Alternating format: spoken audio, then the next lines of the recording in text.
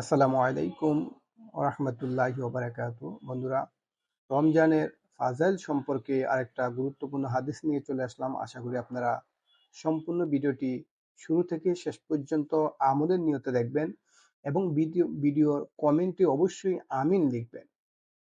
জানি না আল্লাহ তাআলা কার আমিন কখন কবুল করে নেয়, কার দোয়া কখন কবুল করে নেয়। এই জন্য আমরা সবসময় একজন আরেকজনের জন্য দোয়া করব এবং আপনারা অবশ্যই কমেন্টে আমিন লিখবেন। আমিও আপনাদের জন্য দোয়া করব, আপনারাও আমার জন্য দোয়া করবেন এবং সম্পূর্ণ ভিডিওটা শুরু থেকে শেষ পর্যন্ত মনোযোগ সহকারে আমলের নিয়তে দেখবেন।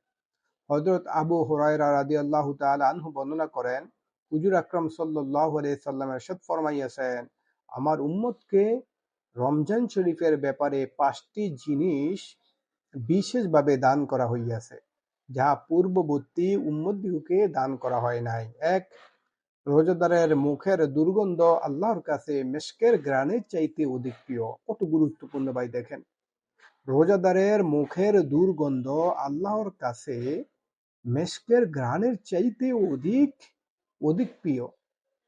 2, তাহাদের জন্য নদীর মাছও দোয়া করে এবং ইফতার পর্যন্ত করিতে থাকে। 2, তাহাদের জন্য নদীর মাছও দোয়া করে এবং ইফতার পর্যন্ত করিতে থাকে। 3, প্রতিদিন তাহাদের জন্য জান্নাত সুসজ্জিত করা হয়। প্রতিদিন তাহাদের জন্য জান্নাত সুসজ্জিত করা হয়। অতঃপর আল্লাহ তাআলা ইরশাদ করেন, অতি সত্বর আমার নেক বান্দারা নিজেদের উপর হইতে মানে দুনিয়ার কষ্ট ক্লেশ সরাইয়া তোমার কাছে আসিবে।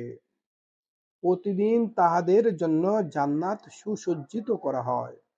অতঃপর আল্লাহ তাআলা ইরশাদ করেন, অতি সত্বর আমার নিকট বান্দারা আমার নিকট নেক বান্দারা নিজেদের উপর হইতে দুনিয়ার কষ্ট ক্লেশ সরাইয়া তোমার কাছে আসিবে। এই মাসে এই মাসে দুষ্ট ও অবাধ্য শয়তানদিগকে আবদ্ধ করিয়া রাখা হয়। এই মাসে দুষ্ট ও অবাধ্য শয়তানদিগকে আবদ্ধ করিয়া রাখা হয়। ফলে অন্যান্য মাসে তাহারা যেই সমস্ত খারাপ কাজ পর্যন্ত পৌঁছিতে পারিত, এই মাসে সেই পর্যন্ত পৌঁছিতে পারে না। রমজানের সর্বশেষ রাত্রে রোজাদিগকে মাফ করিয়া দেওয়া হয়। রমজানের সর্বশেষ রাত্রে রোজাদিগকে মাফ করিয়া দেওয়া হয়।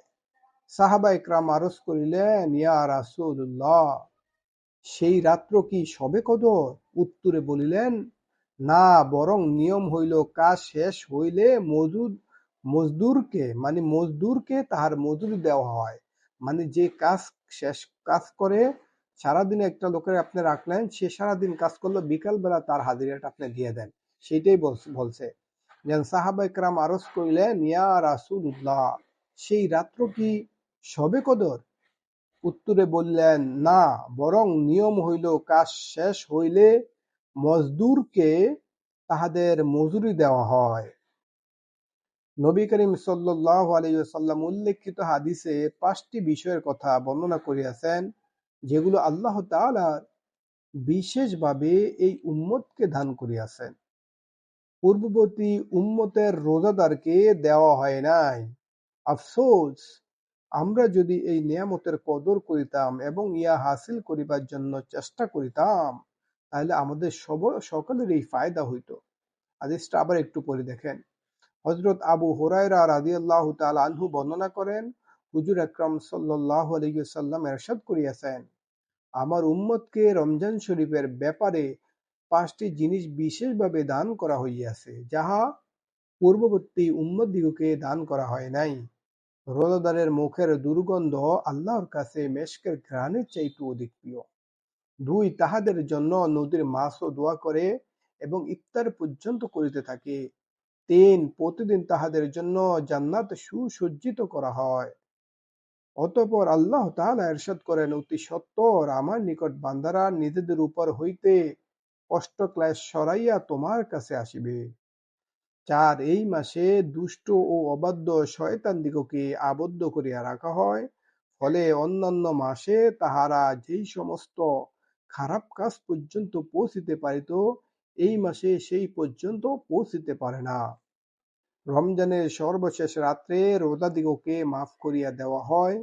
সাহাবায়ে কেরাম আরজ করিলেন, ইয়া রাসূলুল্লাহ, সেই রাত্র কি শবে কদর? উত্তরে বলিলেন, না, বরং নিয়ম হইল কাজ শেষ হইলে মজদুরকে তাহার মজুরি দেওয়া হয়।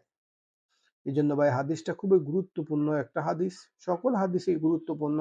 আশা করি আপনারা ভিডিওটা শুরু থেকে শেষ পর্যন্ত মনোযোগ সহকারে এবং আমলের নিয়তে দেখবেন এবং শুনবেন। এতে করে আপনি এই হাদিস থেকে আপনি যেন শুনছেন, প্রতিটা কথার বলার এবং শোনার কারণে এক এক বছর বেরিয়া নফল ইবাদতের নেকি পাওয়া যাবে।